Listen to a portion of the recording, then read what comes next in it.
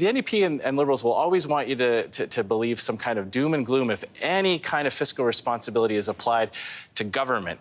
They're okay with Canadians cutting back as long as government gets bigger and more bloated.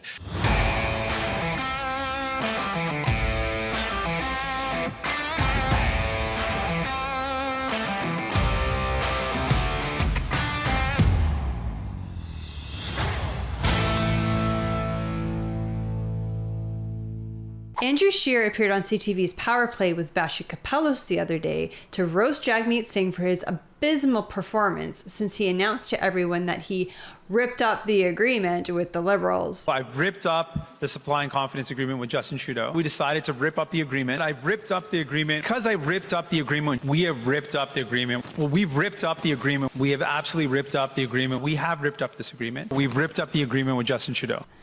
Now, this is Vash we're talking about, so she wasn't going to go easy on Andrew. Let's take a look. Jagmeet Singh there today swinging at Pierre Poilievre and the Conservative Party about 22 hours after ripping up the agreement that's seen his party prop up the minority Liberal government in exchange for action on policy changes the NDP wanted, including dental care and some aspects of pharmacare. Singh is arguing the Prime Minister is, quote, weak and the Conservatives are, quote, mean. Here to respond is Conservative House Leader Andrew Scheer. Hi, Mr. Scheer. Good to see you as always. Thank you for making the time. Thanks for having me on, Vassy. Why is your party, Mr. Scheer, accusing the NDP of pulling a stunt by walking away from their deal with the Liberals? Isn't it possible they simply feel it's served its utility for them and so they're moving on? Well, Jagmeet Singh has traded his nickname of Sellout Singh for Stuntman Singh because that's basically what he did yesterday. He's refusing to commit to actually voting non-confidence in Justin Trudeau. He had a lot of tough talk and some harsh language, very nasty tone when he's talking about Justin Trudeau. But then when he was asked a very simple question, are you going to vote non-confidence? Are you actually going to give Canadians that choice by triggering a carbon tax election? Then Jagmeet equivocated. He danced, he skated, he refused to say that. So that's really hard to conclude what's actually going to change this fall unless Jagmeet Singh actually says, you know what, enough's enough. Enough of the corruption, enough of the high inflation and high interest rates and misery inflicted on Canadians. But he didn't do that. So that's why we're calling yesterday's event a stunt, because he didn't actually commit to doing anything different. But I asked him those questions as well, and I take your point that the answer is not necessarily clear, but what I did garner from it was, my impression is that he and his party are more worried about the prospect of your government forming your party, forming government than they are about the Liberals remaining in government. And the point that they put forward over and over again is that the consequences of your party forming government would be so dire that they have to kind of take it on a case-by-case basis moving forward. Doesn't that make sense? No, it doesn't make sense. Yeah. Okay, so if I were Andrew Scheer, what I would be responding with is this. Well, if that were the case, Vassy, if he was far more concerned about our government taking power, then he wouldn't have broken the supply and confidence agreement to begin with. Because what's the point of breaking the supply and confidence agreement if not to have a threat in order to take down the government? And if we believe Jagmeet Singh at his word, nobody does, but if we believe Jagmeet Singh at his word, in that, you know, Trudeau's terrible and Canadians are tired of it and Canadians are done with Trudeau and yada, yada, yada, that means that you're going to call an election. So it doesn't make sense that you would rip up the supply and confidence agreement and essentially say, we're going to have an early election if you are prioritizing the Conservatives as the huge threat. Well, and this is the important part, and I don't think Jagmeet has thought about this. Essentially, Jagmeet Singh is making himself and the NDP the arbiters of who should be the Canadian government. Yep. He's not deferring to the people, which is what you should do in a democracy. He's saying, well, I've got the power and I choose the Liberals over the Conservatives because I think the Conservatives are bad and the Liberals are not as bad.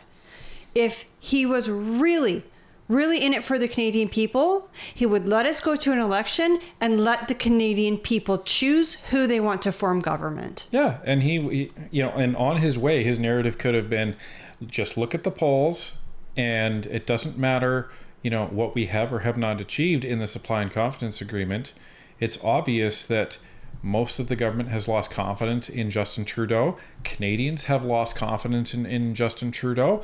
And it doesn't matter. We need to go to an election. That's, he could have scored a lot of points on his way out at that point. But, we can't think about that because that would require, what's that S word? A strategy. Well, all that basically means is that Jagmeet Singh is going to keep Justin Trudeau in power. That is who is in charge of Canada today.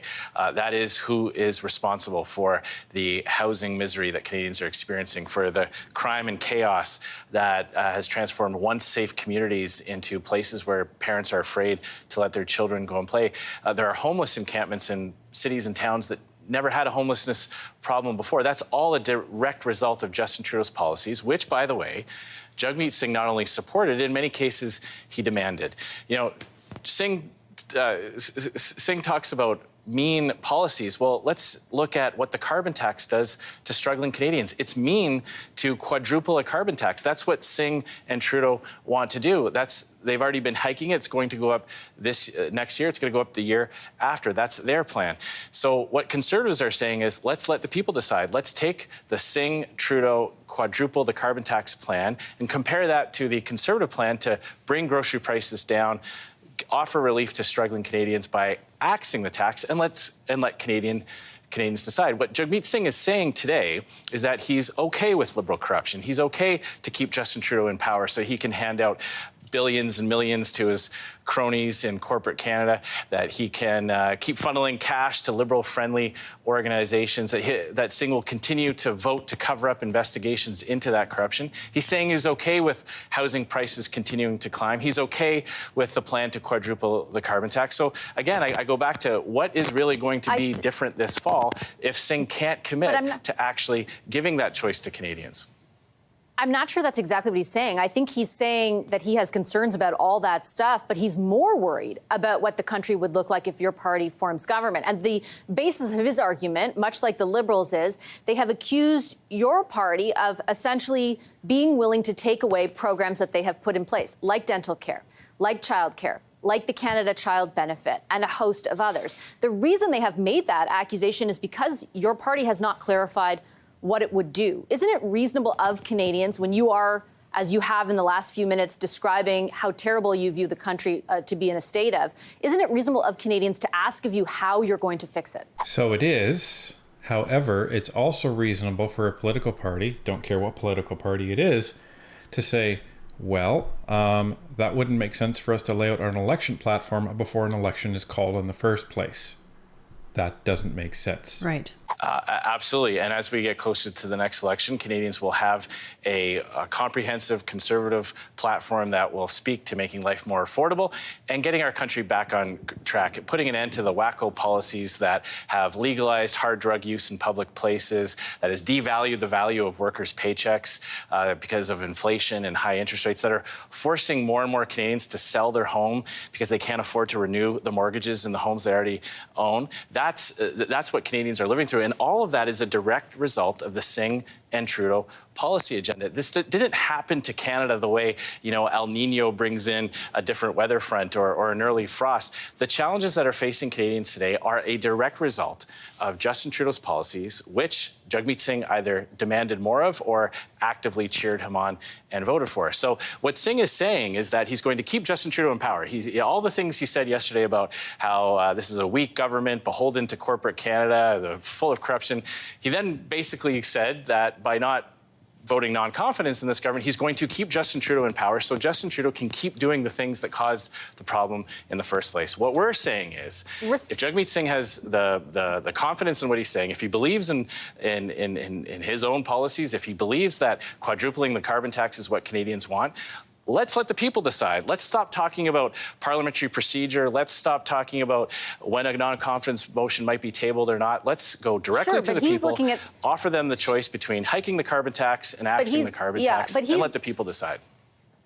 Respectfully, Mr. Scheer, he's looking at the same polls you and I are, which show that your party would form government. And the conclusion he's arrived at is, it might be better to support the Liberals and keep them in power than have your party be in power. And with all due respect, you didn't answer the question about the accusation that the Liberals and NDP have leveled at you, which is fair in many respects, that you would erase a lot of key programs that have been put on the table for Canadians, because you have also made a promise to bring the budget back into balance at some point, to eliminate a $40 billion deficit. You have not specifically outlined what you would do. I know you keep saying you're going to do that closer to a campaign, but if you want to go to an election tomorrow, don't Canadians deserve to know tonight? Yes, but Vassy, this is where you've made a mistake. We're not going to an election tomorrow. Right. As soon as an election is called, the Conservatives will come out with their detailed platform. I have no doubt in my mind. Right. So, because it doesn't really allow other parties to steal your stuff. Right, and that's the whole reason why they're not, listing every single point. Like, they're just being kind of general. They're going to axe the tax. They're going to build more homes. They're going to stop crime. And they're going to help improve healthcare. And they're going to do all those things by either repealing a bunch of bills that are already in there, or altering bills, or introducing new bills, which they've talked about. Now, right. I mean, you can go to any of Pierre's rallies and just listen to him talk. And all those things that he says are things that the Conservatives are intending on doing. Just they're not giving a detailed point-by-point platform yet because it's not election time. Right. And, some of the points that I'm very interested in hearing is I want more detail on how they're going to tackle housing, because what Pierre has said so far isn't going to cut it. It's going to, really put in the framework for setting this up for long term. That makes sense. But if all he's going to do is mandate different sections of the country, like government property that is going to, be sold off to build housing on, that's fine, but that's not going to happen for a couple of years. If you're going to mandate that municipalities increase home construction year over year by 15%, that's fine, but that's not going to happen for a couple of years. So there's the long-term framework that makes sense, but we need housing now, and I'm looking forward to it must be some good points, because he hasn't talked about it yet, what they're going to be doing in the short term in order to get housings built ASAP. So there's going to be things like that they are going to be talking more about once an election is announced. But why would you start talking about some of your probably your home run policies before an election is actually announced? It doesn't make sense. So in this regard, I think Vassy made a bit of a mistake. Well, Canadians absolutely deserve to know a political party's platform before they vote, and that is what will happen. But the NDP do this all the time. Canadians are forced to cut back every time they put a roast beef back on the grocery shelf. Every time they skip a meal. Every time they turn the thermostat down. Canadians are making cutbacks in their lives because of government-caused inflation and high interest rates. So more of the same from Singh and Trudeau will just cause more austerity for Canadian families, more cuts to Canadians' quality of life and standard of living. And we're seeing this in more and more data that's been coming out this summer. We're falling further and further behind the United States. More and more Canadians saying they're going to have to move out of their homes because they can't afford their mortgage. And let's look at where Singh and Trudeau want to keep spending. We've identified lots of waste and mismanagement. The NDP and Liberals will always want you to believe some kind of doom and gloom if any kind of fiscal responsibility is applied to government. They're okay with Canadians cutting back as long as government gets bigger and more bloated. That's a great point. It's an excellent point. And it's one that they should really hold on to and drive home. Because it's true. All of us are suffering so that Justin Trudeau and Jagmeet Singh can spend money on whatever they feel like. We have to spend less so they can spend more. And it's our money that they're spending. There's a $35 billion infrastructure bank that hasn't completed a single project. Hundreds of millions of dollars have been funneled to high-priced consultants like the McKinsey company. Sole source contracts going to liberal-friendly corporations. Those are lots of low-hanging fruit. But you where know as well as I do, Mr. We're going to eliminate that waste and corruption. That's how. Yeah, pardon the interruption. You know as well as I do. You read the budget very closely. The big line items that impact the overall deficit are things like dental care at $4.4 billion, the Canada Child Benefit at $25 billion, child care at $8 billion. You cannot simply eliminate the deficit by getting rid of a $60 million ArriveCan app or all the hundreds of millions of dollars that are spent on consultants. That will eliminate one-time costs, sure. It will not eliminate those big line item items. And it also doesn't answer the question that your opposition has put on the table for Canadians, which is this next election will be a choice between removing the programs they've come to rely on and keeping them. So Vassy is very incorrect on this. And I'm not sure why she went for an $8 billion and a $4 billion line item. Those are actually some of the very small line items on that budget. Now, they're billions of dollars, so it's a lot of money. But she also talks about 60 million and 100 million like it's not a lot of money. Here's the thing. The biggest, by far, the biggest line item on a government budget is staff. Now, we've heard time and time again that Justin Trudeau has increased the size of the public service by over 100,000 people. I think they're up to over 40% of the workforce now. Like, because it was 300,000 and now it's over. They've increased the size of the public service by over 40%. Yeah, that's what I meant to say. Like, that's huge. And if you check out our interview that we did with Franco Terrazzano from the Canadian Taxpayers Federation, even he says that, and I'm paraphrasing, but you can check out the video, but that the public service has grown so large and we're paying all this money in salaries that any future government is really going to have to figure out how to tackle that. And it's probably going to be by cutting back. And then that's going to cause a strike. So they're going to have to be willing to go to war with the Public Service Alliance of Canada, one of Canada's largest unions. And, you can't really blame the union because they're not the ones that created all the new positions. But it's a factor in what has to happen. And it's a recurring expense year over year over year. So, the other thing is Vassy is saying, well, the contracts are one-time expenses. The contract itself is a one-time expense. But if you look at the last 9 years of this government, the outsourcing spending has been going up and up and up and up. So it is a recurring expense. It's just not for necessarily the same thing. Well, and they keep increasing the size of the public service, yet they're contracting more and more and more. Why? Right. And that is called mismanagement and inefficiency. Now, we've been criticized of focusing too much on process, and process is bad. Process is absolutely necessary. The problem is if you have bad process and then you layer new process onto bad process, then it makes it worse. So what some people do is they take a bad process and they say, well, in order to fix that, we're going to automate it. Well, now what you've done is you've taken a process that produces garbage, and all you've done is increase the frequency at which garbage is produced. I was going to say it produces more garbage faster. Right. So what has to happen in the government is it's going to be messy and it's going to be time consuming, but they need to do a full review, front to back, of all of the government agencies on what their process is, starting with procurement. They need to completely gut that process and look at who is managing it, how they're managing it, and rebuild that up from the ground up. You're going to save money, you're going to save time, you're going to save staff.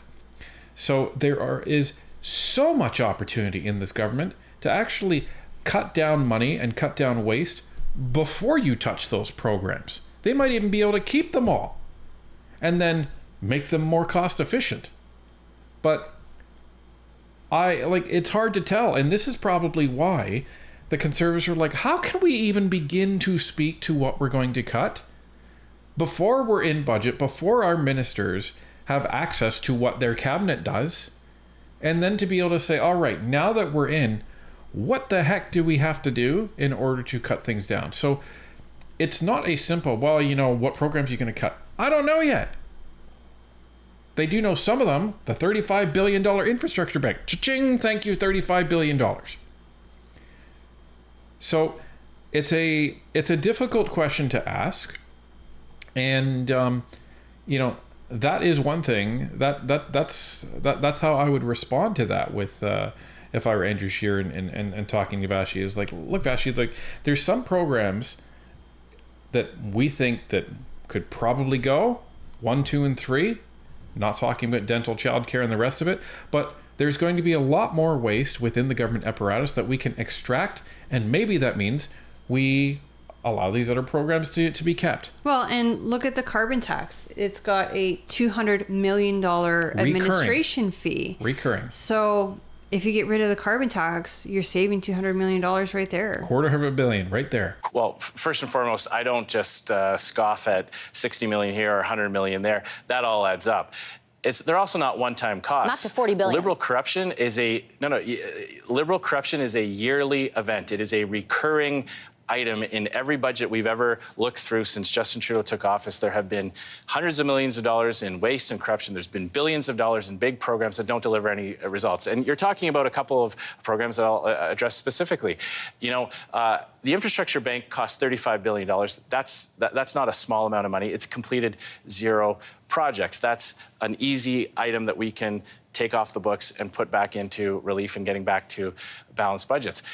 Many of these other Liberal programs as well, the school food program that leaves 92% of school children out, a pharma care program that is not providing coverage to most Canadians. Most Canadians are very happy with their hard-earned pharmacare plans that they've won at the negotiating table. So again, we see governments spending billions and billions of dollars. Trudeau is spending billions and billions of dollars, racking up those line items, borrowing money to pay for these programs that are keeping inflation high, keeping interest rates high, and aren't actually delivering results to Canadians. So, as I said, we're going to Scheer, be the very interest rate clear has with just Canadians declined for a what third they can successive expect, time. Inflation Inflation is within the target range. No, but you and I both know, Vassy, that inflation is still making prices go up. Prices are still going up. The inflation that at a normal rate wreaked right now, so much havoc on Canadians are still being felt at the grocery store, at the hardware store, because those prices aren't coming down. They're just, this is the thing about inflation, is that as long as Justin Trudeau keeps making prices high with his massive amounts of spending and borrowing, Canadians aren't going to see those prices come down. It still means that their paychecks have been completely devalued. That's the devastating impact of 9 years of Justin Trudeau and sellout Singh being right there along with him to demand more government programs that have devalued workers' paychecks, meant massive price increases, and caused so much austerity and cutbacks on Canadians. Conservatives are going to offer a different approach. We're going to axe the carbon tax so prices can come down, get the government back on to fiscal responsibility to put an end to the waste and mismanagement so that prices can stabilize, workers' paychecks go farther, and we have a country where Canadians can get ahead again. He went on there for a bit. Okay. So that was a terrible answer by Andrew Scheer. You know what? I didn't think it was completely awful because, and okay, I like Andrew Scheer and I like Vassy. So when you pit them against each other, obviously I'm going to go for who's talking sense, not who's just making stuff up. But I think the way Vassy was like, oh, well, inflation is within the target range. We did this in a video last week or the week before where we looked at the consumer price index and essentials for Canadians. Food and shelter primarily are still going up. They're still out of range. Right, beyond that 3%. It's other things like clothing, I think was one, furniture, I think was another, that are going down. So Canadians are still paying more and inflation is going up more for the essentials. But it's the non-essentials that are bringing that value down within the target range. Well, and here's the thing. A general rule that I have when I'm watching politicians, it's the rule. There are exceptions.